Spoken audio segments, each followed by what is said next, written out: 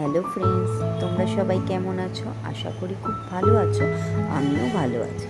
দুদিন ধরে যা বৃষ্টি চলছে না, মনটা না খিচুড়ি খিচুড়ি করছে।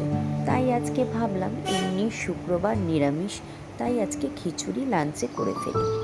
খিচুড়ি তো শুধু করলে হবে না, তার সঙ্গে বেগুনি, আলু ভাজা, পাঁপড় ভাজা না হলে কি ভালো লাগে? তাই তাই সুন্দর করে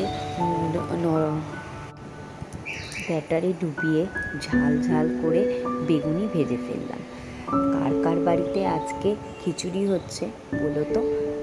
তোমাদের?